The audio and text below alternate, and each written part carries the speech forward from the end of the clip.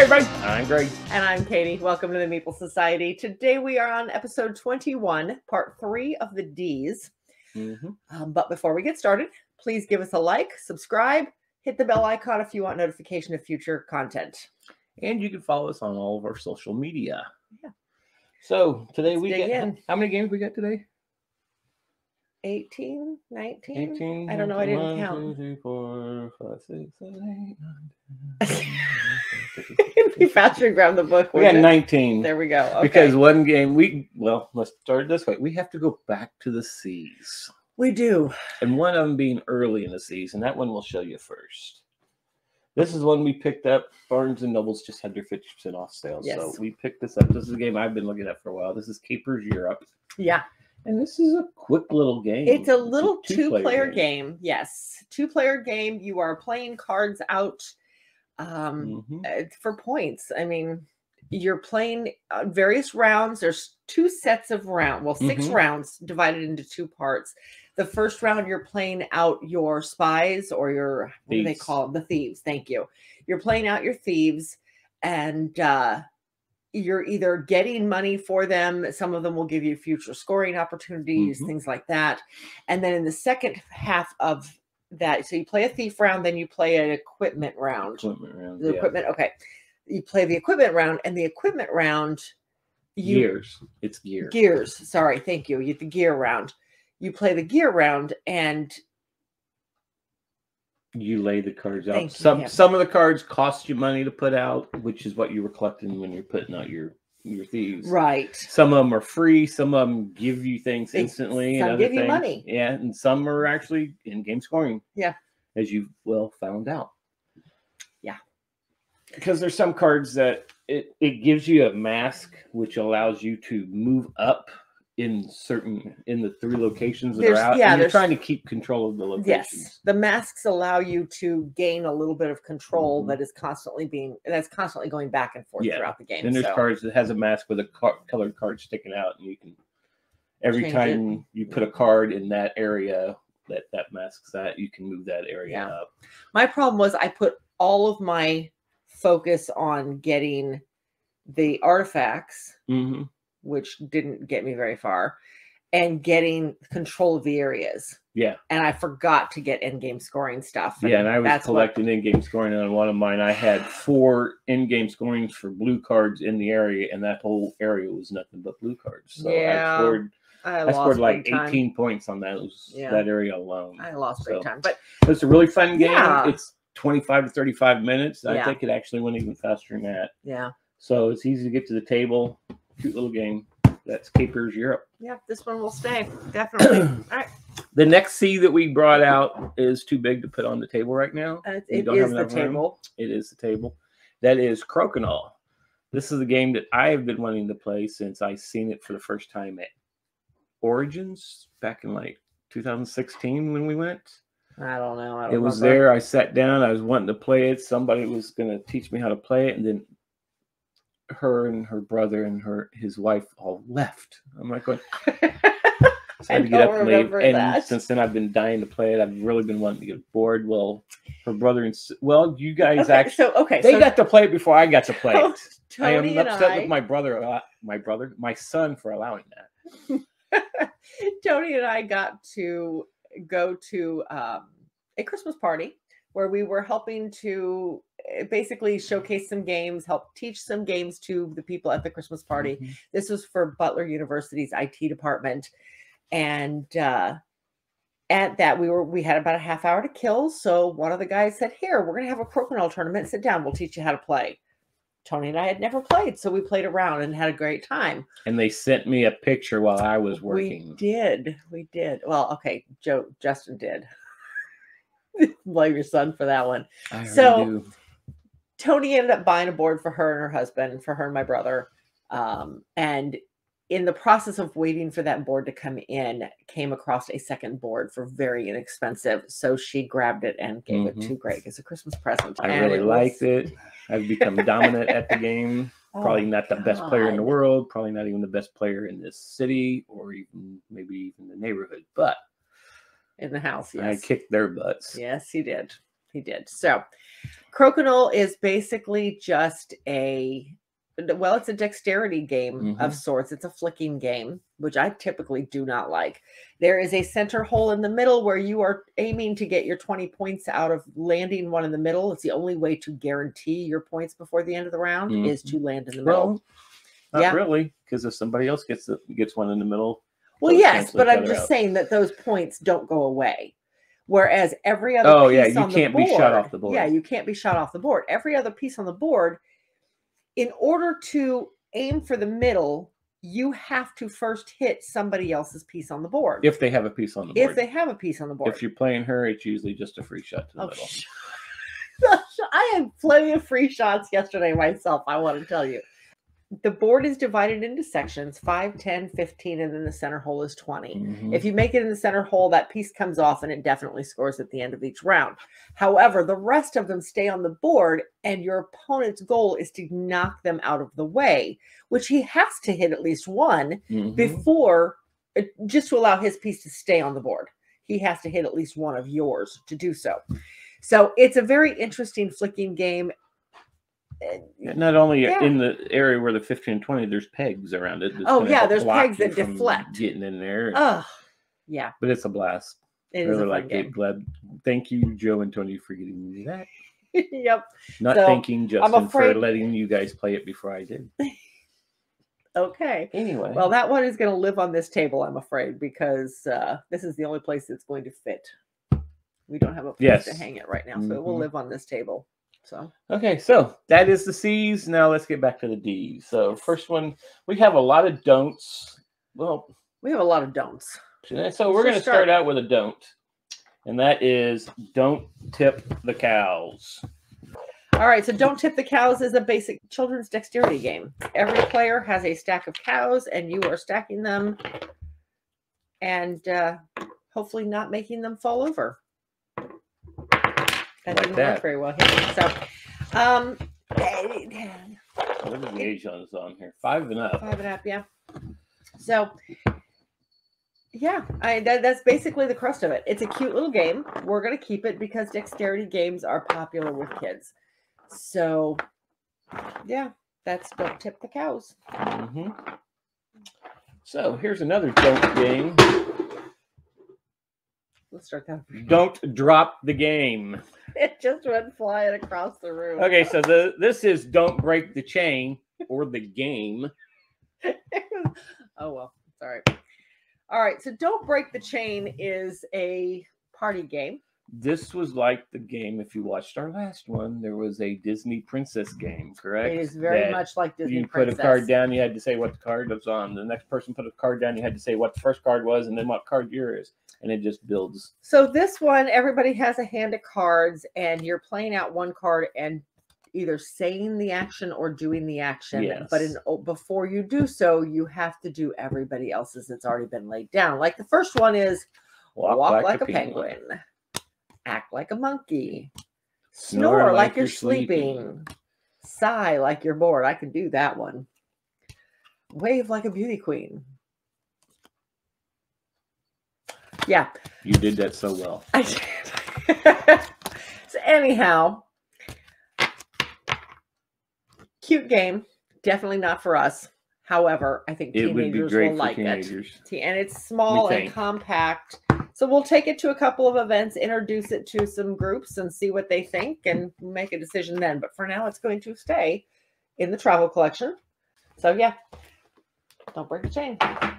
We have Don't Spill the Beans. This is another kids game from way back that I never played when I was a kid. And I got to play it and I lost. He lost horribly. So this guy, and I almost don't want to take him out because he was a bear to get back in. I'm sure you have a picture of it. I have a video of it. She has video of it. I do, of your epic loss. So anyway, with Don't Spill the Beans, again, basic kids game from Cootie Games. One of the classics. Each player is, you divide up the beans to number of players.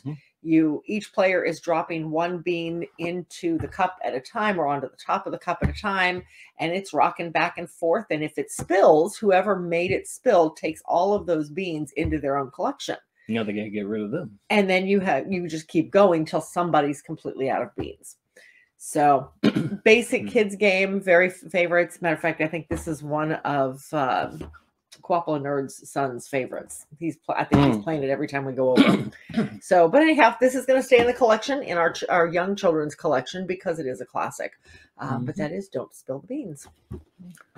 All right, the next one is another Don't. And now we have Don't Break the Ice. Now, I actually played this when I was a kid. Did you? You won this one, too. You set me up big time. Yes, that's what happens when you build for a living and you know how structures work. I was doing fine until you left me with no choice. That's the whole name of the game. But anyhow, so this guy, you are putting out your base. You're not going to take it out. No, I'm not going to take the whole thing out. With all these little cubes that are in the base. If I can get one out. And they're all stuck together in a 6x6 grid with a centerpiece. And you can actually put the centerpiece anywhere. You don't have to put it in the center. Right. Yeah. It tells you. So you can move it around. We played with it right in the center. With a little skater on top, a little skating bear.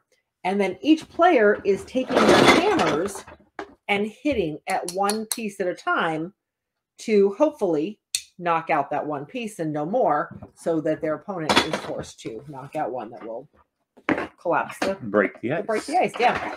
So fun little game. We actually laughed pretty hard at this one. There was quite a bit of, oh my gosh, I can't believe it's still standing. Yep. So, but anyway, that is Don't Break the Ice. Again, another classic from Cootie Games. We are going to hold on to it. I think it has held up for me anyway. It has held up well. Our kids always enjoyed this one, and yeah. Don't break the ice. Okay. Next, we have Don't Go to Jail, which is a good piece of advice. Yes. This is actually a rolling, right? It is. No, not rolling right. It's a Yahtzee style game, I guess, but there's only one scoreboard. This is based on the Monopoly world. So this is the board. You've got score pads, which I've got laminated. Everybody is taking all of the dice into their cup, and you're rolling them.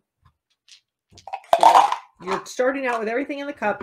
You're basically every round, you're rolling out the dice, and you're choosing from the dice you have as to where you want to put them on the board. So if you get any of the words go to and jail, which there are 3 dice that have these words on them, then you have to set those aside and they go up here. When you get all 3, your turn's over and you've busted. Lose anything. So this is really a press your luck Yahtzee style game. And I have discovered that I really enjoy press your luck games. And I did. I had a great time with this one, even though I lost because I gave up on my last turn because I was so far ahead. I was a good 5,000 points ahead. Yeah, you were way ahead. I had one heck of an in-game roll. And I had nothing to lose. I was so mad. I got to the point where I won the game and I just stopped. I stopped rolling. I didn't try for anything else. And then he came back and beat me by 800 points. I was so mad. But anyhow, so you are picking out from here what you want to do. Like the waterworks, you can put that up here. You can put one of the trains down here or the 500 there. But you can't spread yourself too thin because you have to be able to fill up the area. You have to have all 4 trains or both 500s. Now there is a wild, so I would definitely do that. So you have to be able to fill up the area in order to get the points for them. And then when you've decided you've had enough before you go to jail, then you can call it and just take your points and pass the dice. So I thought it was a lot of fun. You kept pressing your luck and ended up with nothing. Yeah, I didn't press my luck on the first roll, and then for 4 straight rolls, I busted. And then 3 of those rolls, the first roll I did, all came up with don't go to jail. Yep, or go to jail. Yeah, it was fun. I really enjoyed this one. I was surprised how much I enjoyed it. But yeah, this one's definitely going to stick around. Hold on. It's in the travel collection. This is in the travel collection, and it will stay there because it is a very light rolling press your luck game. But that is Don't Go to Jail. The next one of the don'ts is Don't Rock the Boat. I love this game. This is another Dex game. This is one we have to actually show you. Although I have a video of it anyway, but still. So in this game, you are putting out your little penguins. on the boat. The boat, this poor boat has seen better days. It's starting to come apart. But, oh, I see what the problem is. This front piece isn't in right. That's probably why it's coming apart. Okay, or not. Okay, well, anyway. Yeah, you did it. I know I did, didn't I? So you're sitting up on top of the iceberg. There's a peg that goes in there. You can see the peg. There you go. And your boat is floating up here on top of this peg. Okay, come on. All right, I'll fix it later. So anyway, your boat is floating up on top of the peg. You have your center poles. One by one, you're putting out your penguins. Oh, no.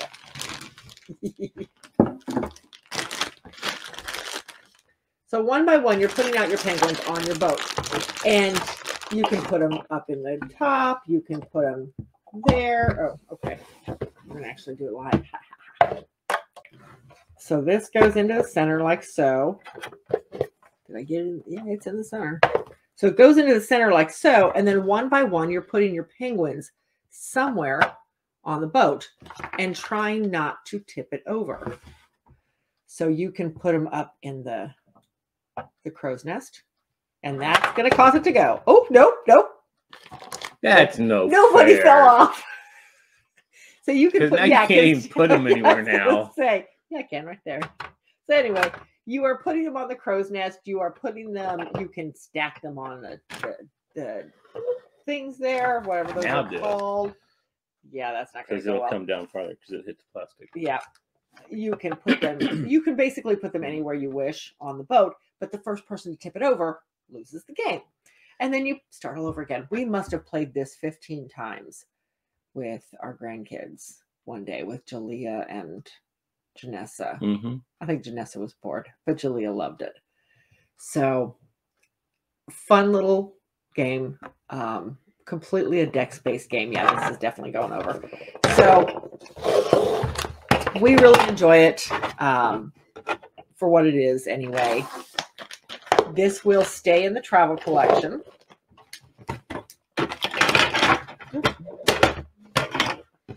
But yeah, that is Don't Rock the Boat. Okay. Next we have is Don't Quote Me TV Guide Edition. This is another trivia game. Yeah, this is a trivia game. Everything fits into this, which is nice. I like the setup of it, and the board all is put together with pieces of your thing. So your board, You have these going in between them. oh, too. there you go. And those right there Yep. going in between them. Oh, well, all right. So anyway, your board is set up with various pieces that all fit together. Your playing pieces are these little conversation bubbles. Yeah. Yep. But this is where okay. So your trivia cards look like this. And the answer is actually right up here in the very top, but you get points based on how quickly you're able to answer it. So you get 3 different clues. So in this one, for instance, this is the movie theme. So it's the blue. If you land on a blue piece, you pick it out, you read the movie theme and the movie title. So the first clue is the character. They use blood in their rituals. So it's about a character. They use blood in their rituals, and the blood with the most power is baby's blood. If they don't get it on that, then you read the second clue is baby sacrifice and occult. They don't, okay, I must not have seen this movie. I have. If they don't read it on that, then you read the very back, and it says, okay, so that's the answer. 1945 U.S. actress Mia Farrow as Rosemary Woodhouse in Rosemary's Baby. I should have known. In 1968, directed by Roman Polanski, thank you. Woodhouse suspects that the satanic cult plans to sacrifice her unborn baby. And then you have to name the character, which they already gave you right there. So you're definitely getting a This is the point out of answer. this. There's your questions. Well, no. Because remember, this is, if you get it off of this, it's 1 point. Well, it tells you exactly who I it is. know right it there, does. so. I know. But if you get 3 points if you get it off the first clue, 2 points if you get it off the second clue, and 3 points if you get it off the third clue. Not all of them give you the answer in the clue, though. But that one did. That one sure did. So yeah, the third clue gives you a lot of information. So I mean, you're probably going to get 1 point. Yeah, I don't know how many kids nowadays who even knows the movie Rosemary's Baby. It came out in 1968, so probably not very many. Yeah. Well, I mean, this one says 85 to 89. This is 2002. 1963. Oh, no, 2005. The Office. 1959 to 1967. So, there we go. It goes on that side. We're going to go ahead and put this guy in the sale pile because it is dated. I mean, that's really the whole reason. We've got so many trivia games. Yeah, I mean, if you like TV Guide trivia and you're really into theater and movies and all that, it's probably worth playing. Yeah. Yes. Okay, but anyway, that is Don't Quote Me, TV Guide edition. This one is unfortunately going to hit the sale pile because of its age. Yeah. Next, we have Don't Wake Daddy. This is a game for ages 3 to 6. Most of these are. All right, so this guy, you're going around the board, tiptoeing around the board. So you have these little player characters, which are not, unfortunately, the best, but you have these little player characters. And I did like the fact that they give you, for like, they have 2 green characters. You can choose whether you want the little boy or the little girl. Everybody gets a stack of cards. These are your safe cards. If you land on this toy, you don't have to press Daddy's alarm clock because you're safe. But you are going around the board with a spinner. Greg's favorite mechanism ever. And if you land on a space that has a toy on it and you don't own that toy, you have to hit Daddy's alarm clock. So however many ever times. Yeah, whatever the number is on the board. The board shows this green numbers. one is 6 times. This yellow is 4 times. If you don't have that card or that area. If you don't have that card. But anyway, so you hit Daddy's alarm clock till Daddy wakes up. And then if that happens, you got to go all the way back to the start. Everybody else is still safe, but you have to go all the way back to the start and start over again. But the person who if you triggered Daddy's alarm and had to go back to the beginning, you now get that card. Yes. The person who has it has to give it up. So, cute game. However, and actually, let me just set this guy aside because we have one very similar to it, and then we'll discuss them both together. This is Don't Wake the Dragon, which is similar to it. So this guy, a little different, but same basic concept.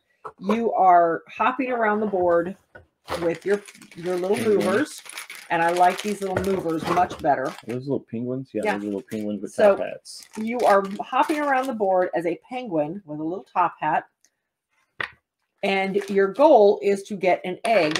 Ooh, if I put the egg on right, it'll stay there. Where'd it go? Oh, there he is. There we go.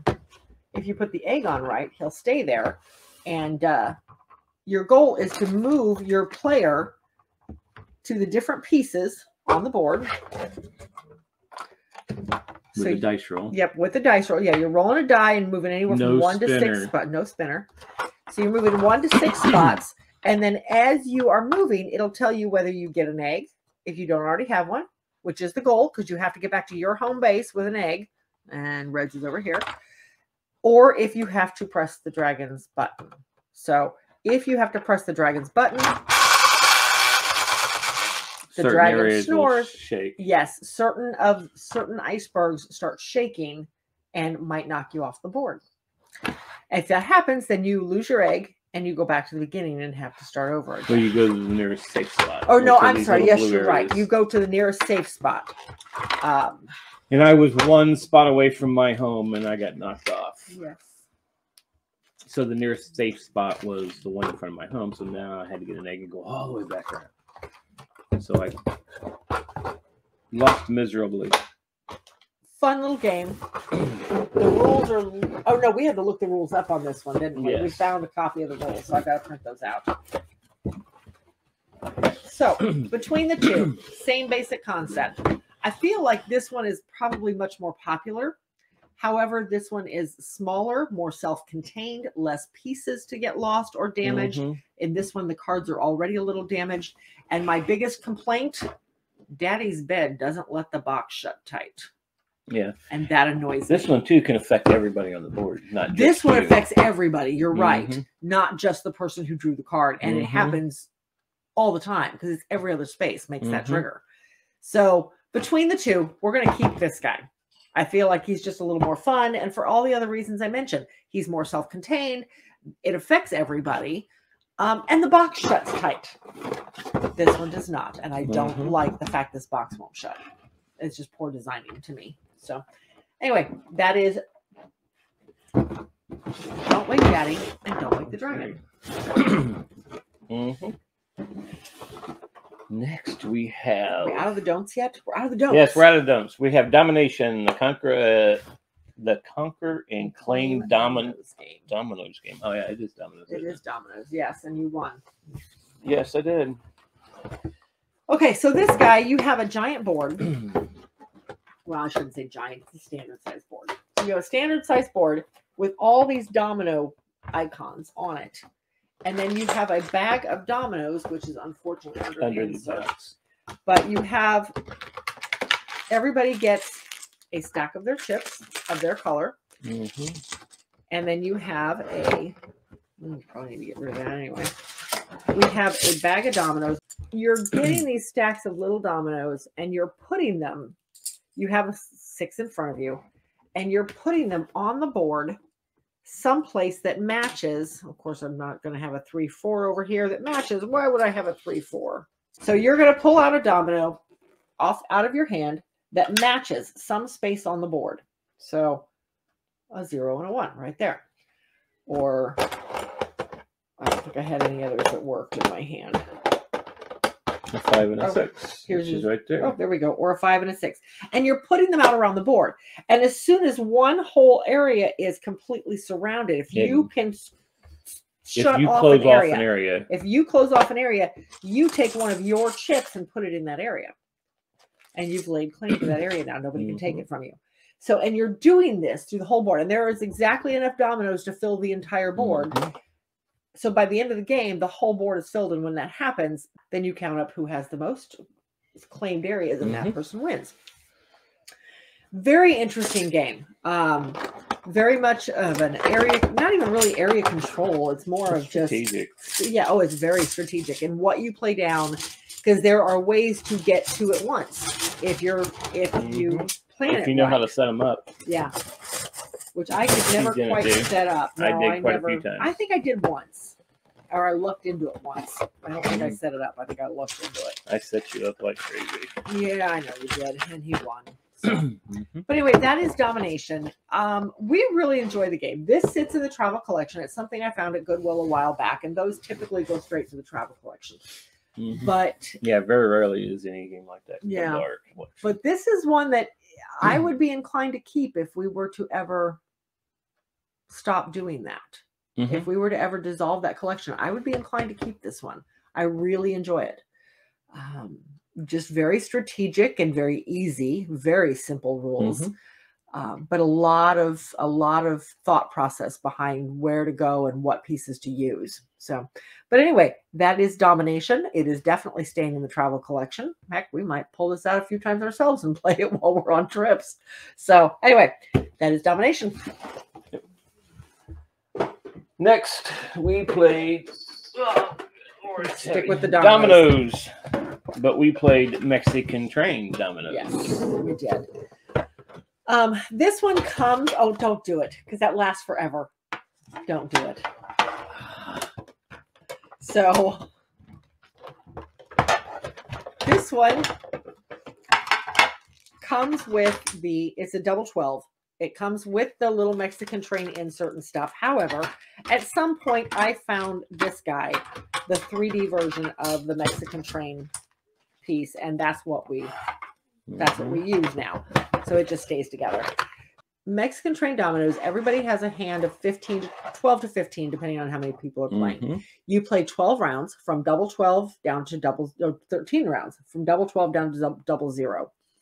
And each round you have your centerpiece your double piece stuck in the middle, and everybody builds off of that. So one by one, whoever's the first player, whoever had the double 12 or finds the double 12 first, that player starts placing dominoes out 12 item first, of course, because you have to match up what's in the middle. And then from there, they can play as many dominoes out of their hand as they have. But when they're done, they're done. So, and then it goes to the next player, etc. If you don't have a 12 in your hand, you have to put your little train marker out, showing that your line is open because you don't have what they need. It's a public line. It's a public line, yes. After the first round and everybody's played out everything they can out of their hand, and now they're stuck, then you go one by one. Each player only plays one piece at a time, unless you lay down a double, and then you get a bonus round of being able to close off that double if you can. You can play a second piece if you have it. So each person can only play on their line unless their opponent's lines have been made public. That happens if their opponent is unable to lay down a piece on their line.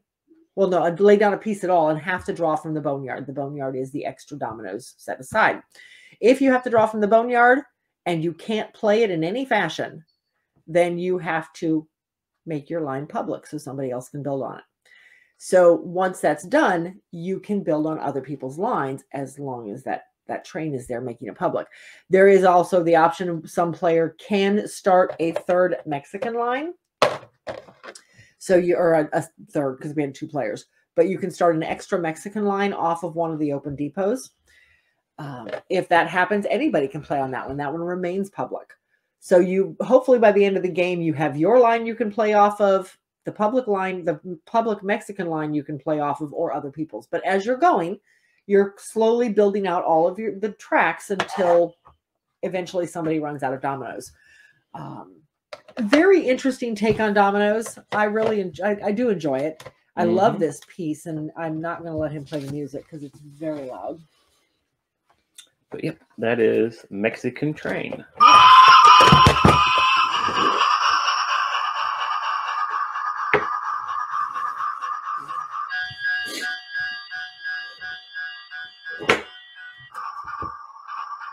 Well, while that's playing, I'll go ahead and put this back on. Next, we have Doodle Dice. I liked this one. I thought this was interesting. Yeah, did I come from behind and win this? No, we got to the point we were tied, and then I got the 6-pointer at the last minute. So Doodle Dice is made up of a number of cards and dice and your dice cup, and that's pretty much it. That's all there is. So each round, you're rolling your dice again, Yahtzee style, and you're picking out the icons you want to keep. So, for example, I decide that there's a card. Okay, so you have 6 cards laid out in front of you to start, one of each color. And each color has a different complexity. So there's one of the colors only has 1. You only need 1 dice to fill it. Done. 1 needs 2, 3, 4, 5, and 6. So the last one, you actually have to have all 6 dice to fill it up. First player to have 1 card of every color wins the game. Like this one here, the purple is the 6. So I would have to roll until I was able to get 2 straight lines. Well, actually, I would need 4 straight lines. So I would be rolling my dice. Well, there's a circle. Pretend I'm actually rolling these. So I would roll my dice and hopefully be able to build the card, and then I can claim the card. Kind of, sort of, you can see that, right? There you go. To hopefully do that. It doesn't always work. That last card's kind of hard to get, but it does work. It does happen. So that's the whole crust of the game. You are literally rolling your dice, claiming one of the cards. Each round, a new card comes out. So, and you just add it to the row of red or purple or green or whatever color. So there are more options to be able to take as the game goes on. So each person at the start of their round is putting a card out, and then they're rolling their dice until they can either claim something, or they've rolled their 3 times and they don't have anything. And don't have anything at all. Yeah. So very interesting little game. Really enjoyed this one. Actually, I think that's supposed to sit up. So this one is in the travel collection and will stay in the travel collection. I think it is a fun little dice game. Hey, look, I got it on right. I'm looking. That is Doodle Dice. Next we have a box lid that's upside. No, is it? Yep, it's upside down. This is District Z. Fight, escape, survive. This one we picked up at Gen Con at, like, on the Sunday when the games would go half off or almost nothing, and we picked it up because we were like building our collection. I think this is one of the first couple of years we were Gen Con, and we didn't. Yeah, we were not picky, unfortunately. So, all right. So this one is played. You've got a grid of cards. Everybody has a character, and then a stats card. And the stats cards have different your fight ability, your health, your different things on it, your dexterity, your how far you move, things like that. And then each round, you are the grid of cards. The city is all face down. Everybody starts on one corner, and you have to get to the other corner. Your cube of your same color in the corner directly across. Right. You are going through the city trying to find whatever the objective is for that city. And there is at least one objective. There is one objective per player in the city, and everybody has to find theirs and go and get out. Meanwhile, you're running across zombies, you're picking up equipment, you are running across boss monsters that follow you around the board. Where you start your game with a boss monster. Right on top of a boss monster, yeah. So it's interesting in the fact that the city is completely variable. You don't know what's going to be where. But after a while, even by the end of the very first game, it started feeling very samey. Oh, I'm fighting 3 more zombies. Oh, I'm doing this. Oh, yeah, because most of them you go to the area and you have to roll a dice to see what is actually going to happen. Yeah, some it's just a monster anyway. So some of them are a lot of, I'd say easily half the cards I turned over were a choice of 3, 4, or 5, 2, 3, or 4 zombies. Yep. Half the cards I played, and we used the whole deck. You use the whole deck and everything. Yeah, there was more of those than there were anything 3 else. options of weapons. Yeah. Some had two options of zombies and maybe a weapon. So we've played this one a couple times, and I like the artwork. I think the artwork is very good. However, it's just not one we've enjoyed on either play. It's been in the travel collection for a couple years. It has never come off the shelf. So we're going to go ahead and put this one on the sale pile, unfortunately. So I mean, if you like zombie games, this might be a good one. Give it a try, see if you like it, if you have a chance. Yeah. But anyway, that is District Z, and it will hit the sale pile. So, out of all these games so far, the first game that's coming from our collection is Dixit, who has its box lid upside down. Okay, Dixit, which is in our collection. All right, so this is actually a Goodwill find. It actually made it to our collection. I actually found another one too. I found 2 copies of Dixit, different copies, different versions of the game, and the other one was missing pieces. So we just included all the cards in this one. So I just took all the cards in this one. See both sets of instructions because they were identical. But the other one was missing a bunch of the voting tokens. Yeah. So this is your board. That's it. In this one, every player is getting a stack of 6 to 7 cards, depending on the player count. And these cards are beautiful, beautiful artwork. Very unusual artwork, to say the least, but beautiful artwork nonetheless. Very similar to, actually, they're the same types of cards that are used in Mysterium. There's a number of games that use this type of artwork. Well, Stella is part of the Dixit world. But yeah. Everybody's getting a hand of 6 cards. One player is the lead player for that round. And that person is going to go through their hand and pick out one card out of their hand and then describe it. You can describe it with a word or a sentence or however, as much or as little as you want to say, you can describe your card. So, for instance, I think here, I might say I picked this guy, and I could say the word purple, but that'd be a dead giveaway. I could say the word gold or ball, or I could, it has a ghostly appearance. Anything I wanted to do to describe it. Now, everybody else is looking through their hands and picking out something similar. So if I said it has a ghostly appearance, well, this next player may go, ooh, that's perfect. I'll just play that card. So each player is picking one card out of their hands and giving it to the lead player. And the lead player is taking them all and shuffling them up and then laying them out on the board, depending on the number of players, starting at 1 and going down the road. And then each player simultaneously is looking at their voting chips and looking at all the cards out here and deciding, okay, which one was the lead player's? Which one was the card that was being described in the first place?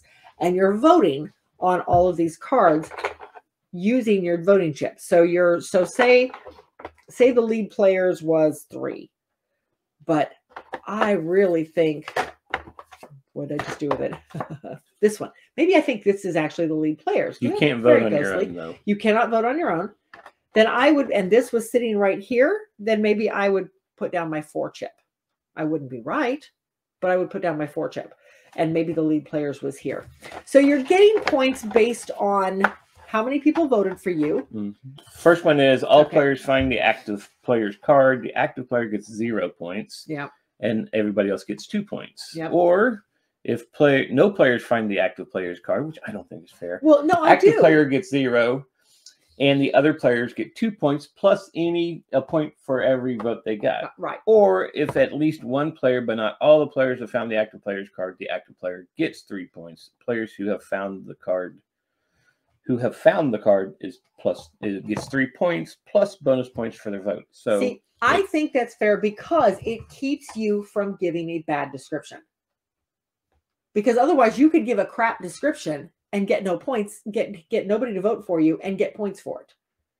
So I think that's a good rule. You want somebody to guess it. You need to give at least enough of a description that somebody sees it, but not so much so that everybody sees it. It's a fine line between too easy and too hard. So I like that. But anyway, pieces are all great. Cute little rabbit counters. The cards are beautiful. I love the fact you can use cards from other games if you want to. If you want a little bit of a mix-up. Did I put it on backwards? I thought I trained her right. Whatever. Anyway, this is Dixit. This will stay in our collection. We finally got to play it. We've had it for a couple of years now and finally got a chance to play it this past summer. Very much enjoyed it. I was shocked. I was dismayed that it took so long to discover this game. Well, it's a 3 to 6 player game. It is, and that's why it took so long. But even so, I was upset with myself that we'd had it for years and never played it because it is a great game. So anyway, that is Dixit. Next, we have one that was in our collection and then went to the other collection. This is Domaine. This is an area control type Very of game, much area which control. we're not big. I mean, And I think some that's area why. control games we're all right with, but this one is... This one has some take that cards in it that we don't like playing.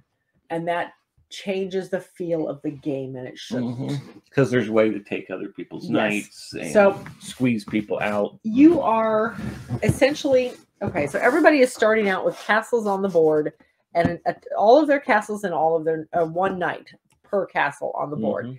And then each round, you've got a hand of cards. You can either pick up a card from the stack, or you can pick up a card that has been sold up here to the common area. So you do that at the end of each turn. But for each turn, you can play a card for its power. Yes. But you pay the red number in coins that you have, or you can play a card to the bank for the money in the blue number and get that many coins if you're low on coins. Coins are very hard to come across in this game. There are not very many cards that give it to you unless you sell them. Unfortunately, the ones that you want to use are the ones that give you more coins. So it's usually the way it works. So each of the cards do something a little different. Some cards will let you put out knights. The only rule with knights is they have to be next to another knight of your color or next to your castle. They cannot be just someplace. You can pick up fences, and that's these little black things on the board here. You can pick up fences and start grow your kingdom. Yeah, start separating out your section of the kingdom. You can potentially move fences. So enlarge your kingdom. You can enlarge your kingdom by 2 squares. and take the extra fences you need out of the supply to do so. Mm-hmm. So there's a lot of variation here. You can take other people's You knights. can take other people's knights. You can basically recruit them into your army. So you switch out the colors. Or a treaty or whatever it was. That one, the treaty, you can, to keep people from taking your area, you can play a treaty card and you turn one of the fences sideways to indicate that those two lands have treaties. Now, it doesn't work with the same player in another area. Just between those two areas, you can no longer take each other's lands on that fence line. So there's a number of different things you can do. It is a good game. I do enjoy it. We don't play it to its full ability. Right, because we're not really big into the take that type of games. I mean, we have some, we've played some that we like, but this is more, the board's big enough, we can stay away from each other and we're fine. So this sits in the other collection. It is going to stay there because it is a great game. But yeah, that is Domaine, and it is staying. So the last one here is actually also in our collection. This is Dominion. This is actually in box lid on wrong. This is actually in both collections. Yeah, this is in both collections. This was actually given to us from Mark and Jessica. Yeah, somehow they ended up with an extra copy. They love Dominion. They have a lot of the expansions. It's actually one of Jessica's favorite games. Yep. If you don't know who Mark and Jessica is, you haven't watched our videos. Plus, they are our co-hosts on our podcast. Well, so. Yeah. So, anyhow, Dominion is the original deck builder. I mean, it doesn't get any more classic as far as deck builders go. So with Dominion, you are kind of afraid to, and of course the picture I want to show is on the back, so I got to hold it tight. Okay, so each round there's cards out. You've got your money. You've got your which money is used to buy your cards. And then you've got your straight up victory points, which at the beginning of the game only clog down your hand, but at the end of the game, you really want them. So, and then you've got your pool of cards down here in the middle, and it varies up. This is one of the big things with this game that people enjoy, and there are dozens. There's a whole second edition out now. Yeah, well, there are dozens of expansions to this game. It is, as Jessica and I both like to say, it is a rabbit hole of expansions. There's a lot of variability in the cards you could put out and play with each game. I would not be afraid to say that you could probably play a different game every single time you played it if you really dive into it. So anyway, you are using money to purchase cards out in the middle. The cards do different things. Each of the cards, just like any normal deck builder, you're going to have your bottom section that tells you what the card does, what its abilities are. And then eventually, as you can see the game starting to wind down, you're going to want to start picking up your victory points to have those in your hand for the end of the game scoring. Like I said, basic deck builder. We have this in both collections. We have only played this maybe 3 times. Maybe. Yeah, we don't play it very often because we have unfortunately, so many other we deck got builders. into deck building after Dominion. We got into deck building with trains, which is played exactly the same as this one, only it has a board. Yes. And we really found we enjoyed trains so much that when we played trains a lot before we even played Dominion. And we even had Marvel Legendary before our first play of Dominion. But by the time we got into Dominion, it was very basic for us. In terms of the other deck builders we've already played and already loved. So therefore we don't play it. I do like it for its simplicity. Yeah, it's a really good game. It is a great game. It has earned its place. I mean, it did win the Spiel des Jahres in 2009. So it is going to stay in both collections. We do enjoy it. So anyway, that is Dominion. And that is the last one for this episode. A lot of kids games in this one. So